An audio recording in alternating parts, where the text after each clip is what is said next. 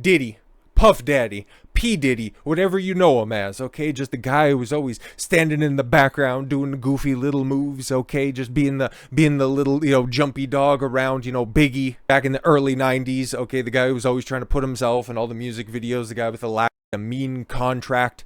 Found himself in quite a debacle at the end of last week. All of this stuff took place in a very, very short period of time. In about a 36-hour whirlwind, the once sterling image, at least the public perception, there are a couple of people who were in the know that knew about some of these goofy allegations, or could at least corroborate some of them, ended up going from being respected music legend, being Harvey Weinstein 2.0, to having everything just go away in a puff of smoke. It was a wild situation. I was going to do a video on it, but by the time that I was going to do it, when the news broke, okay, we already came to a settlement, so fuck it. Might as well just wrap it all up into one.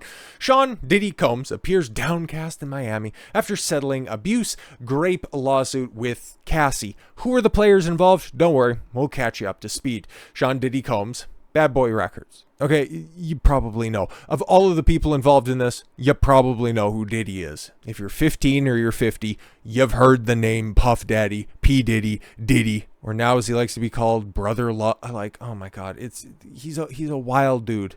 Didn't appear to be too happy despite settling the explosive lawsuit filed by his ex-girlfriend. I thought they were married, or at least they were together for a long period of time. In photos obtained by Page 6, the I'll Be Missing You rapper. Nah, he was always the feature on everybody else's stuff, okay? I know he put out some, records of his own, but to be completely honest, okay, he was always the hype man for Big, okay? He was the guy who was also doing features on some of Usher's work as well, so he's a perpetual number two. And he's almost made $1 billion because of it. And that's also very important to note, because his net worth, okay, is somewhere in the neighborhood of $900 million. $900 million. Keep that in mind. Music mogul, who dressed casually in a t-shirt and sweatpants, was seen alongside his chief of staff, Christina Coram. At one point, Coram showed Combs something on her cell phone before the musician decided to lie down on the outdoor couch. Bad Boy Records founder was also spotted taking a long phone call and pacing around his estates. Reps for Combs did not immediately respond to Page 6 request for comment, of course, but that's also a picture that's been making the rounds right now, and as you can see, oh man, he's just sitting like, I Need a Girl Part 1, okay, on the edge of his bed, and just, God damn it, man, just realizing that, oh my God, man, why did I have to do this? Why is this happening to me? Photos mark the first sighting of the rapper since the Me and You singer born Cassandra Ventura. Now we can talk about Cassie, the accusing party. Filed her bombshell lawsuit on Thursday. Yeah, and this was all wrapped up Friday night. So here we are a few days later going, what happened? Alleging he had subjected her to years of physical, sexual, and mental abuse. Not going to the police or anything like that in a timely fashion, but simply filing a lawsuit asking for $30 million.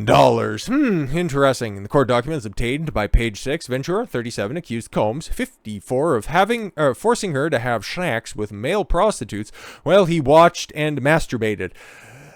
Yeah.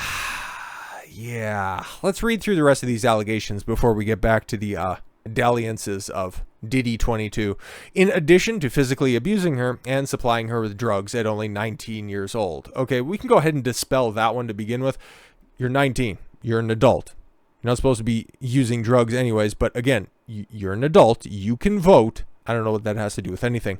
Over the years that Mr. Combs abused Ms. Ventura physically and sexually, she again and again tried to escape her tight hold over her life. Every time she hid, Mr. Combs' vast network of corporations and affiliated entities found her, and those who worked for Mr. Combs' companies implored her to return to him. Yeah. Diddy's a powerful character, we know. The lawsuit also claims that Combs was prone to uncontrollable rage and frequently beat Miss Ventura savagely. But she never went to the police, and this was never known beforehand. Weird. Combs denied claims via his attorney, Ben Braffman, and claimed Ventura had been demanding money prior to the lawsuit. Interesting.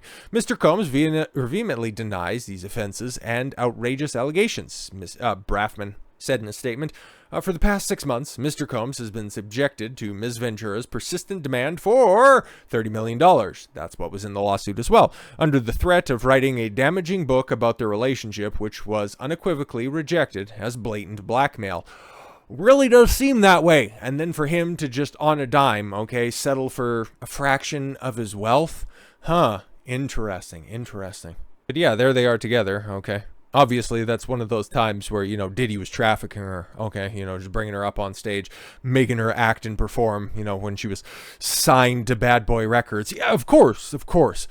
Just 24 hours after Ventura's filing, the explosive lawsuit was settled. Weird, in separate statements, both parties noted that they had reached an agreement amicably. Yeah, until Diddy realized that, oh, fuck, that check cashed, and she was, also spotted in her statement, throwing dollar bills up in the air and just making it rain for everybody.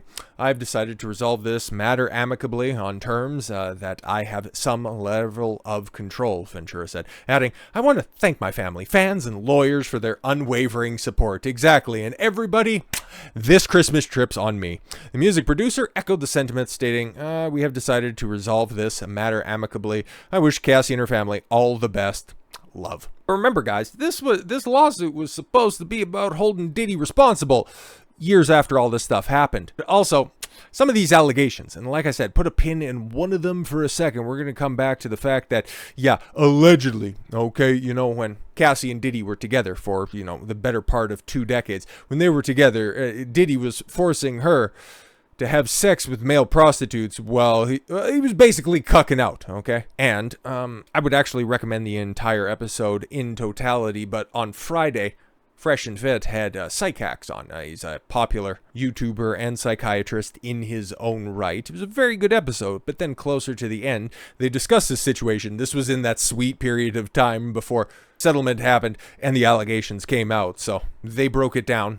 Of course, Myron had some of the legal documents there as well, and they went through the abstract of the lawsuit without getting into everything in details. But Myron let loose a story. He wasn't one of the male prostitutes, by the way. Okay, we're not setting up for that one. But he was also saying that he was with a girl at one point in time who had a friend whose boyfriend alleged to be one of those male prostitutes who got hired by Diddy through an intermediary. So yeah, some of these allegations could 1000% be true. Was there probably drugs around at the time of the height of Bad Boy Entertainment, Bad Boy Enterprises, the empire that he had ruling in New York?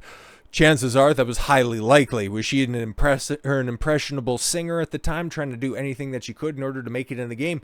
Well, them are the fucking breaks, okay? That shit happens all the goddamn time. But was he forcing her to have sex with a bunch of prostitutes, or maybe was that their thing? Have we seen that become far too popular in recent years? Definitely have. Did this also take place at the time when she had left Diddy and was no longer in a relationship with him, and that she would continue to try to come back? And that he was also doing this type of degrading shit, and that all of those numbers seem to kind of coincide with one another? You bet your fucking sweet ass they did. Oh, very interesting. So, okay, even with the settlement that's out there, now you're going to start to have everybody come out with their sob story, because settling these types of lawsuit, and you think that Diddy, somebody who's been in this fucking game for as long as he had, would just simply go back and take a look in his Rolodex of other musical compatriots, just pull up another name that's out there of somebody who very famously settled a lawsuit just to try to fucking move on instead of trying to fight it till the bitter end in order to clear your name. You settled the lawsuit just like Michael Jackson, and what happened? He settled a lawsuit, and those accusations plagued him until his dying fucking days, and well afterwards, in spite of any actual evidence manifesting. So now I have perpetual clout demon Aubrey O'Day criticizing the justice system after Diddy settles abuse lawsuit with Cassie. She didn't go through the justice. Oh my God. She went to civil court and tried to shake the guy down, and he capitulated. Like, oh my God. Repeal the 19th. You don't even understand the process. Aubrey O'Day called out the justice system after Cassie settled her lawsuit against her former boss. They were in a relationship, you absolute idiot. But what was O'Day employed by Diddy? Okay, maybe I retract that for a second. Money is greater than accountability every time. Why did she file the lawsuit Why didn't she go? Is there statute of limitations on some of those allegations out there? Hadn't lapsed yet. Okay, and I'm not entirely sure about some of those accusations and if the statute of limitations for other crimes that were also being alleged would also be in place there. So if she was actually looking for accountability or for some kind of justice instead of a quick payout, maybe she would have went that direction. But no, of course not. Welcome to another chapter of The System is Well in Place. What, where a chick can go ahead and lay allegations at a guy's feet, a wealthy man who just wants to go out there and continue to run his business? Because, yeah, once again, for people that are in the know, kind of think that, at least some of these accusations could be true, but is this a case of somebody who is actually being abused or somebody who is retroactively withdrawing consent in order to secure the bag? That's once again a very popular narrative that's being spun here in recent years with several other high-profile Me Too allegations. The most powerful weapon, a bitch approaching the wall. Somebody who's trying to wipe away and clean herself of the dicks of the past. At a point in time where, when was the last time anybody heard of Cassie dropping a fucking new hit? Exactly. Somebody realizing that their career isn't quite popping like that they don't have a big opportunity to make any more money. Just realizing that they're holding on to that one card that's out there, thinking that there could have been a book deal in the future, but that would involve doing some work. So instead, fuck it, I'll just write it down on a lawsuit and I'll just, get a quick settlement. Won't be that 30, but then again, it also won't be far off from that. But yeah, O'Day did not respond, immediately after she was approached for comment, in a complete support of her. Oh yeah, I'm in complete support of her. The Showstopper singer, 39, told, Page 6 exclusively. Oh right, we probably talked about her about this time last year. Yeah, when she was, it came out that she's been totally and completely alpha widowed by Donald Trump Jr. Imagine that. O'Day, who famously competed on Diddy's Making the Band 3. What was Dylon there? You should have won, man, because he spits hot fire. And you guys can have more studio time if you go down to Harlem and get me a sugar cookie. A sugar cookie, man. I can't, oh my God. Anytime that I have an opportunity to go ahead and allude to the Chappelle Show, I'm gonna take it. Also took to her Instagram story to add, I've been trying to tell y'all for years, prayers up for this queen. How long before she just decides to, make some sly accusations in order to try to get some more money for another surgery she's trying to, finance? Yeah, according to court documents obtained by Page 6, Diddy would allegedly punch, beat, kick, and stomp on Cassie, resulting in bruises, burst lips, black eyes, and bleeding. Sounds terrible. I'm just saying, if those things were happening, police are you were in New York. They're not hard to find. Oh, but I was so scared and all that stuff. You were getting beat. And then you came back, throughout their 10-year relationship, guys. Come on, man. I know I've been covering this stuff for a very, very, very long time, and it always seems like I take the guy's side, because guess what? There might be some truth in these claims, like there might be truths in the other ones. Just the one that immediately comes to mind is the Trevor Bauer situation. He did fuck Lindsay Hill. I think that's on the fucking evidence table right there. There's videos of the aftermath. It's just the truth ends up getting lost in the details. And these bitches, man, they never get held accountable. This is the most powerful legal weapon at the beck and call of anybody. These false allegations. And it doesn't work both ways. But tell me again how men are in control of this entire fucking world and women are the oppressed class. Unfucking believable. So with all that said, thank you all very much for the gift of your time. I've been Don Consuelo. I want you to follow your gut and get after it. Take care, everyone.